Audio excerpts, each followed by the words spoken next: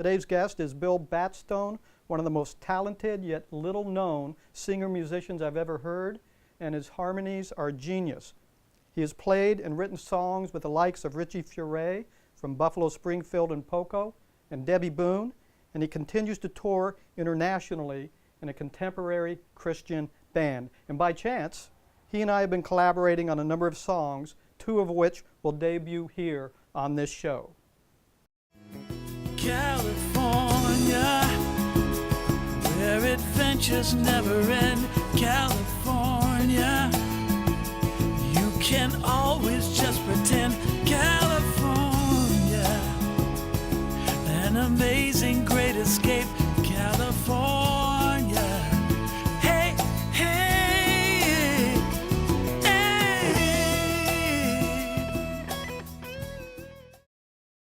I wanted to talk a little bit about your early musical career. You played with and wrote songs with Richie Furay from Buffalo, Springfield, and Poco. Yeah. For those who may not be that familiar with who he is, can you give us a sort of a thumbnail sketch? He was one of the early LA folk rock guys, like with the Byrds and the Buffalo Springfield were the two main guys that were. The Byrds mainly were like a kind of a Dylan cover band initially, and then Gene Clark and they started writing great songs. But then Richie was a folk singer from Ohio who moved to Greenwich Village and met Stephen Stills, and then they moved to Los Angeles and then accidentally ran into Neil Young. So the three of them started a band, a classic band that was pretty volatile. So they didn't really, they were only together about 2 years. Yeah. But they were always one of my favorite bands. Really? And so if anybody wanted to recall a Richie Furay song off that Buffalo Springfield album, Kind Woman, do you remember this? I don't know if we should play it. Oh, we can't play it because it's... We may have to pay licensing rights. Right. But he played, he wrote Kind Woman. Yeah, he wrote that one.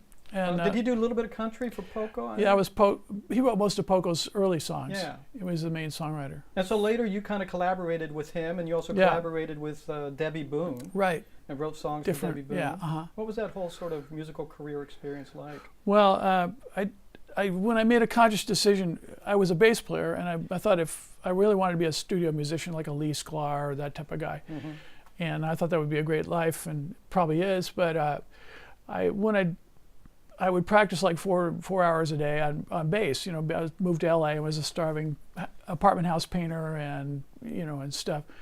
Yeah. And so I thought, well, what if I put that energy, because I felt like I maybe had better instincts as a songwriter,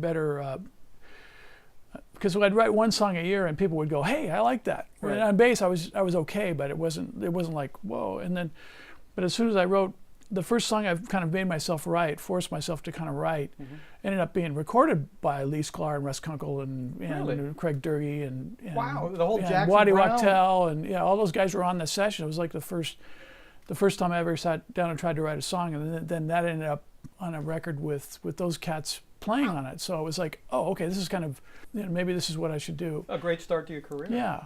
So anyway, and that song, it got up to number 39. So that's great. That's wonderful, man. And the top 40 is it was on American Top 40 one week. So that was fabulous. Yeah. You sort of involved with the Billy Graham Association and the Tommy Coombs Band? Yeah, still am. I work for Franklin Graham, who's Billy Graham's son, and he runs a relief organization and also does events similar to his father's career deal. Yeah. So I go on whenever he does something. I'm usually part of a big band, the Tommy Coombs Band, where we go out and set up those, or play music for those and contribute to that. Harvest Crusades with Greg Laurie, and you travel all over the world. Yeah, I've known Greg for 45 years or something like that. So played music at his church, and then so it sort of morphed into a big outreach event.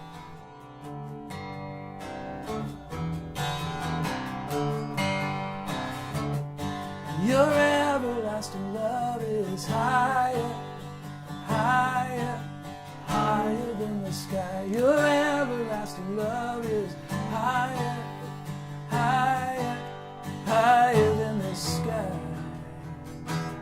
Higher than the sky.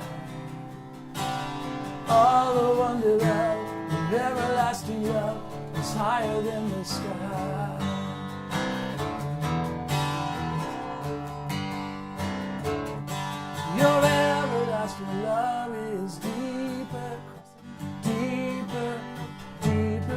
sea. Your everlasting love is deeper, deeper, deeper than the sea. Bill, you and I met when you and John Batdorf came on the radio show. Yeah. And we had a good time, and that was the was- first time I had met you. Yeah, that was great. It was really Yeah. fun. And I realized you had this really subtle humor, Uh-oh. which made me laugh. It was amazing to hear you, by the way, get into a John Batdorf song that you probably hadn't played in a while. I don't know. I thought about it the night before.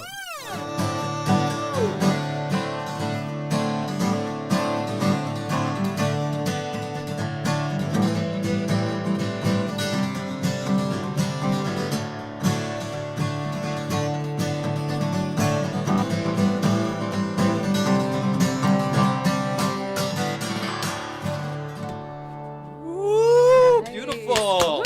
Thank you. Very nice. Love that song. Bill, you got a big smile on your face. What's going on over there? Oh, I don't know. Just trying to remember how it goes. Can we punch in the bar Sure, 32? We'll fix it in post. Okay, yeah, thanks. Yeah. And you rolled right into it so naturally. You have natural skills. We talked about this earlier. You were talking about the tuning of the guitar and how you sort of know what chords to sort of utilize on an Yeah. unusual tuning. Just comes from a lot of bad gigs. Is that what it is? No, just a lot of miles, yeah. Yeah, a lot of miles, sure. So it was, I forget how long ago, maybe it's been 6 months or 9 months, and I sort of reached out to you, and I thought, you know, I've written songs off and on over Yeah, the yeah. years, but I never have had a collaborator that could help me sort of envision those songs. Uh-huh. And I came to you, and I was amazed at how open and receptive you were to the idea. Yeah.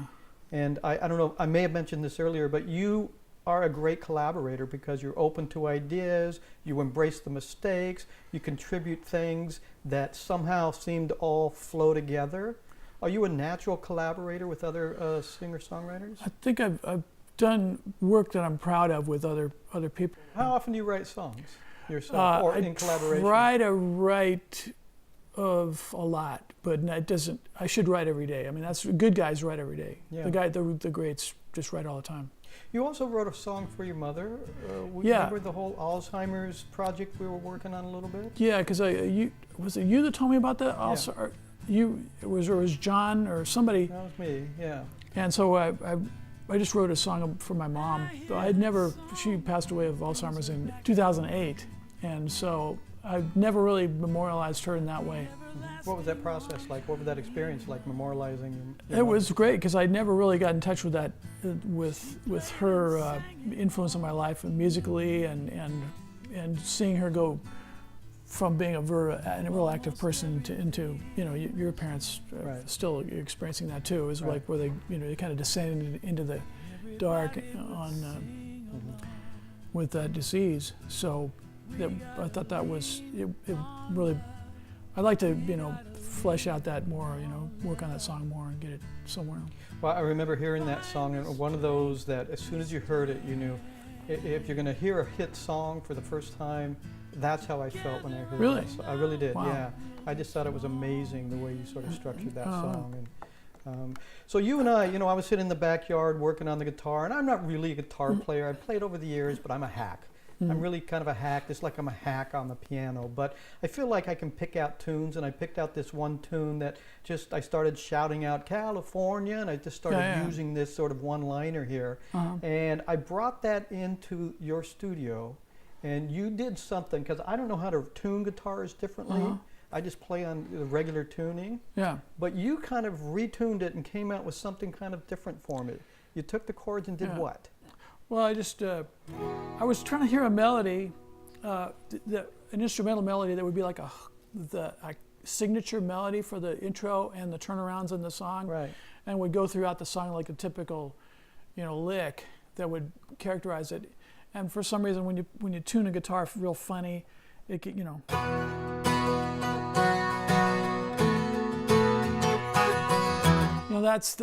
that's the lick. Yeah. It's kind of a mandolin-y sort of you could fiddle or mandolin type of folk type of melody, because I was trying to think of what's going to glue this all together. Right. And then anyway. Yeah. And so that's the beginning of the song. Can you play a little bit of it? Yeah, sure. Here's the intro.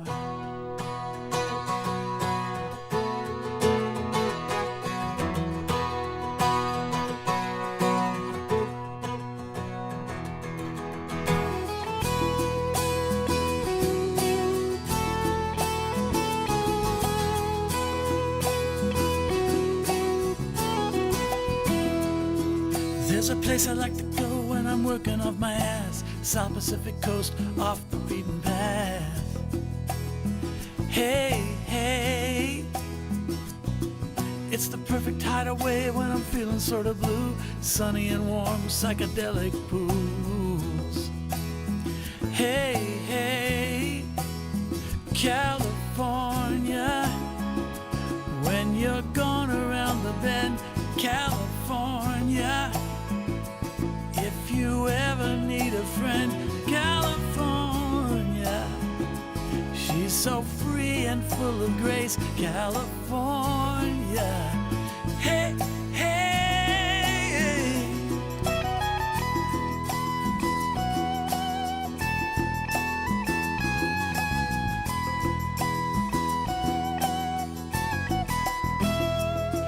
There's a story someone told about the groovy Golden State, funny little cars, underwater estates. Hey, hey. And if you're worried about the toll, just remember there's a place happy people go for a Disney kind of pace. Hey, hey, California, where adventures never end, California. You can always just pretend, California, an amazing great escape, California. Hey, hey, hey.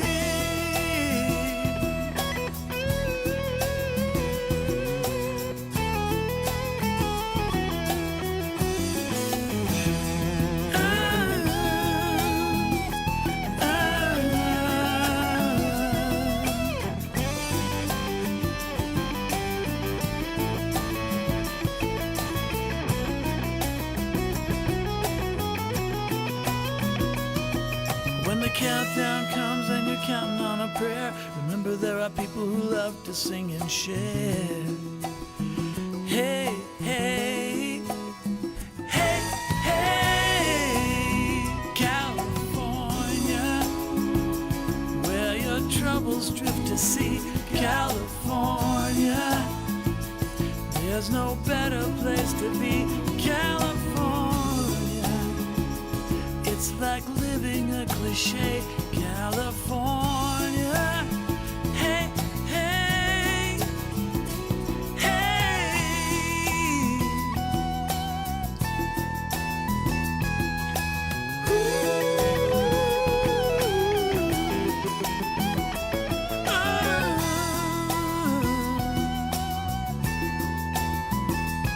California, here I come. Maybe what we'll do is we'll let him open up then and not even say my words and just roll from there naturally into the video. That might be a thought. I'm gonna switch guitars if we're gonna do that other song. Oh, okay. So keep rolling this. So you wanted to switch Yeah, guitars yeah. and talk about the second song? Yeah, are we done talking about California? That's okay. No. Whatever, just in general. Yeah. So we've switched guitars here a little bit Yeah. since the video, and this is sort of our second song that we Right. collaborated on. Yeah. We've gone through various iterations of this song, but what I found interesting about the collaborative process is you and I both seem to be comfortable embracing mistakes. Why do you think that is? I don't know. I just the coolest stuff I've ever done is always seems like it's been a mistake. You know, you're going to go oops and then wait, and then you follow that. Yeah. And for some reason, I don't know Yeah. why that is. Maybe you're not self-conscious when you realize, oh, I'm a dope here, and it just fell in my lap or Yeah. something. I don't know. Maybe it's Well, so California, initially it's about sort of the iconic California lifestyle, Right. And what that sort of means Yeah. if you grew up in California, which we both did, Yeah, right? yeah. You grew up, Anaheim, San Diego, Orange County. Southern California Yeah, guy like yeah, myself. yeah. Yeah. So Run Again Someday was sort of a different type of song. Yeah. I wrote this one, as you know, on a ukulele. Yeah. And I brought the ukulele in, and I didn't even know the chords I was playing on the Yeah, ukulele yeah. because I don't know what the chords are. And you were able to sort of translate those chords now into the guitar, which sort of launched us into this song. Yeah. Right? Was that difficult for you to sort of take the ukulele and then? Well, I learned that was my first instrument. I grew up in Hawaii as a little kid, or junior high kid, and so I learned how to play ukulele. That was my first instrument, and then so it's very comfortable. And I still like Hawaiian music and the whole. I still like to go to Hawaii as much as possible, and so it's just kind of like it's a fun thing to utilize that stuff. Yeah, totally. Yeah. And so, Run Again Someday was sort of a song that lyrically was something very personal in my life that I've never told anybody else about. No. And I don't plan on doing it here. Okay, you're right. But the collaboration process was just great. We have some very interesting bridges going on in this song. You want to play a little bit of Run Again Someday? And if you can remember how it goes?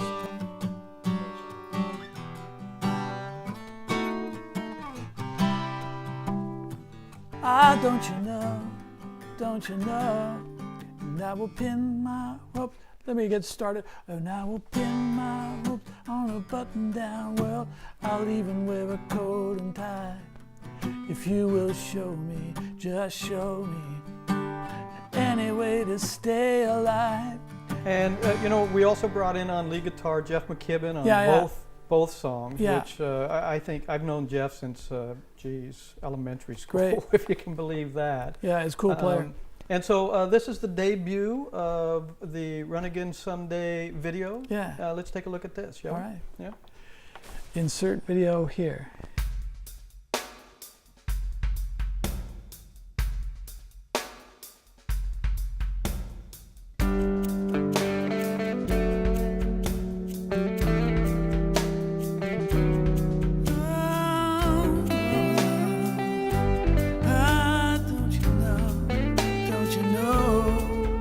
I will pin my hopes on a button-down world. I'll even wear a coat and tie. If you will show me, just show me, any way to stay alive. And I will tow that line across the valley floor. I'll even tow it to the sky. But please don't ever, no, never leave me here to die.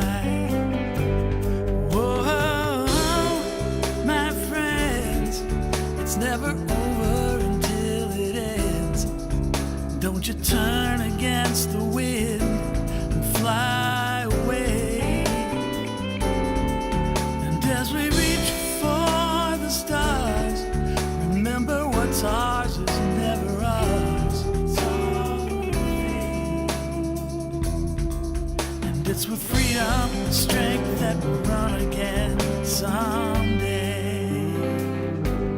One of the things I admired about you, I mentioned this in my intro, your abilities to harmonize. I mean, the harmonies in that song are really quite phenomenal, especially during that bridge. We're working on a new song now that we've been talking about, and there was one little section of this new song where you started to harmonize with yourself. And there were like 3 or 4 different levels of harmony coming in at different times, but complementing each other so expertly. And I asked you when you did that in the studio, where did that natural sense of harmonies come from? And do you remember what you told me? Well, probably from my mom. That's talked about, and just sitting next to her in church or at home, and always, hearing her sing the alto part, and I would sing a melody or something, or I'd try to find it, and then probably. Intuitively, just driving around listening to the radio, I could, Simon and Garfunkel or groups like that, or the Beatles or Crosby, Stills & Nash, or the groups that featured a lot of great vocals.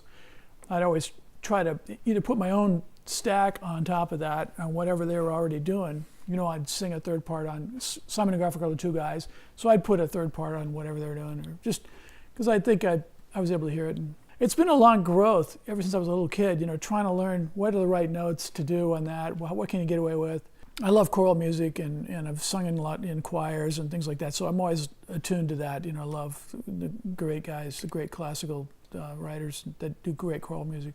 You know, it's amazing. We talked about John Batdorf earlier. Yeah. That's how so you and I sort of met. You guys have very similar voices in a lot of ways. Yeah. And I know you've collaborated with John on a number of things. Yeah, he really encouraged me as a singer a lot. I really learned a lot from him because he's such a powerhouse, and I've always been more of a background guy. So he's a big powerhouse, and we work really hard on stacking tons of vocals, and I think we have a good chemistry. We're both very quick on the draw, kind of on vocal parts and stuff. Right. And it's like, and he's especially quick and just like, come on, next. So by the end of the day, you're going, you can't see straight. But Yeah. the harmony is an amazing thing. I think it's kind of a little bit of a lost art.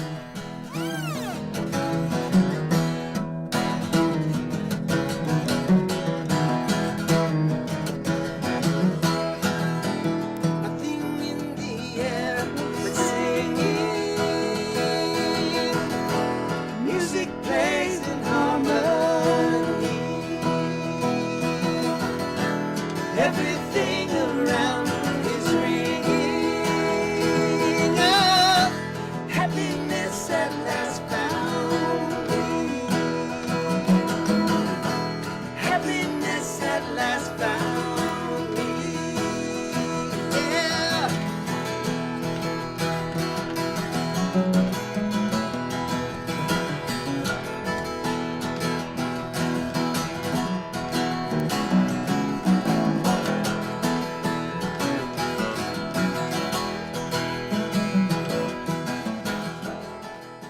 Well, listen, Bill, I just appreciate you coming on the man. show, first of all, and I really appreciate the close collaboration All right. with the songs that we've worked on here. Yeah. And, your little man cave Yeah. where we record all those songs. Does it smell bad? It doesn't, man. Oh, good. It's a lot of fun, though. It's a lot of fun being Oh, in good. there. I always look forward to going Oh, in there good. and spending hours with All you. right. So thanks again for all All right. that. Good to me. You've always been so good to me. I'll sing it for eternity. God, you're so good. God, you're so merciful.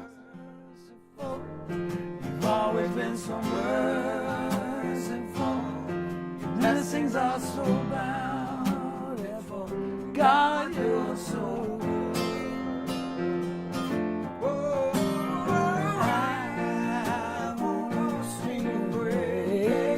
All night long and every day, I'll stand and worship you my whole life through. God, you're so good to me. You've always been so good to me. I'll sing it through eternity. God, you're so good. You're so good to me. Whoa. California, where adventures never end.